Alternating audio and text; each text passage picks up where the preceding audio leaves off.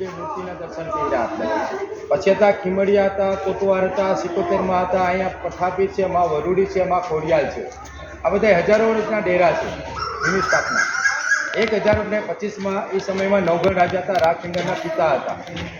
પણ એને ઉછેરીને મોટો કરવા હતા આયર દેવાય આડીદર બોડીદર ગામ. એની એક દીકરો ને દીકરી હતી જાહલ ને ઉગો. એને આયરે ઉગાના બલિદાન દીધા રાણા વંશને બચાવવા માટે. જ્યારે 22 વર્ષનો થયો ને જાહલના લગ્ન કર્યા. લગ્ન કર્યા પછી કચ્છમાં ને એના મામા દુલભસિંહને મારીને આ કિલ્લા પર રાજગાદી લીધી. બેનના લગ્ન કર્યા એટલે રાજગાદીનો ભાર આવ્યો હોય એટલે ભાઈ બહેનને ભૂલી ગયા. એ સમયમાં દુકાળ પડ્યો કચ્છમાં એટલે સિંધમાં પહોંચી ગઈ જાહલ. અને સિંધનો રાજા સુમરો હમીર કે કોઈ સ્ત્રીને જોઈ જાય એની પર નજર પકાડે. જાહલે મા ખોડિયાલનો દીવો પેટાવ્યો કે મા વ્રત રાખું છું ત્યાં સુધી દુકાળ વરસાદ ના આવે ત્યાં સુધી. સુમરાએ એને કેદ કરી દીધી. એને છોડાવવા માટે ભાઈને યાદ કરી ચિઠ્ઠી લખી કે નવગઢ વાંચે એવી હાલમાના દે હમીર એ સુમરો કેદ કરીને બેઠો, ભાઈ સિંધે આવીને છોડાવ. એટલે અહીંનો રાજા 9000 સૈનિક લઈને હાલતો થઈ ગયો. અને જેવો એના કચ્છમાં પગ મૂકો ને એટલે મા વરુડીએ 12 વર્ષની કન્યામાં ઘોડાની લગામ પકડી લીધી. તો વીર તું નહેડે આવ્યો હો, શિરામણ કરીને જા કે મા તમારો નાનો રૂપ ઓળખો નહીં કે હું મા બાપ વરુડી છું, નમન. એટલે આશીર્વાદ લે ને કે હવે ઘોડે ઉતર અને તારી સેનાને ઉતાર, જમીને જા.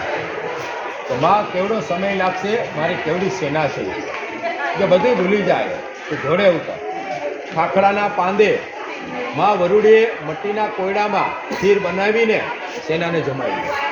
ખીર ખૂટી નહીં કે સીધો હાલ્યો જા, દરિયો આવે તારું હાથમાં ભાલું છે એને ઊંચું રાખજે ને હું કાળી ચકલી બનીને બેસે. રાજા દરિયે પહોંચ્યો ને સેના લઈને એ મોટા મોટા મોજા ઉડ્યા. મનમાં એવું લાગે ને કે એને પાર કેમ કરવો.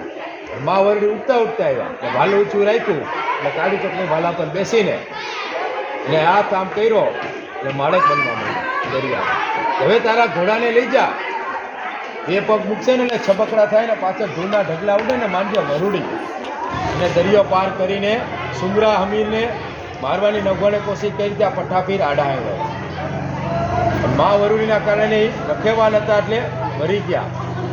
અત્યારે પઠાપીર એવું કીધું કે તમારો સામનો થાય દેવી સિકોતેર આવે કે સુમરા હમીરના માથા પર બેઠી મા સિકોતેર ચૂંદડી બાંધીને ફરે, એનો વાળ કોઈ વાંકો ના કરે.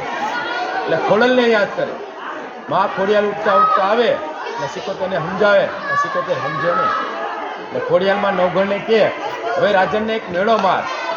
કે સુમરા અમીને એટલું કહે કે સવનમાં યુદ્ધ કર્યું હોય તો ભાયડા સાથે, કોઈ ભાયલા સાથે નહીં, જો માથામાં ચૂંદડી બાંધીને યુદ્ધમાં આવે. એટલે ઓલાને સારું ના લાગ્યું, ભાઈ ચૂંદડી કાઢી બધું માથું ઉડાડી દીધું. જમીનમાં માથું પડ્યું. એટલે એ સમયમાં એને રાજા રાખીંગારે ઓલા રાજા નવગણે બેનને છોડાવીને વરુડી માના સન્માન કરીને પાછા લઈ આવ્યા. એટલે નળાબેટ ગામ આવે. મા વરુડિયા બેસી ગયા કે હવે તો મારું વીર કે થાનક અહીંયા થશે, આગે હું ના હલું. પછી કોઈડે જ પ્રસાદ હતો એ આ કિલ્લામાં બધાને આપ્યો હતો. એમાં એક એવી વહુ હતી એને સાસુ પર વિશ્વાસ નહોતો અને પ્રસાદનું અપમાન થયું. મા ખોડિયાલને મા વરુડીએ શ્રાપ આપ્યો કે કલયુગને કળયુગ આવશે કે કોઈના ઘરમાં સાસુઓનું ભરશે નહીં, ઘરમાં ઉપડશે ઢોકા. ચાલો ફટાફટ.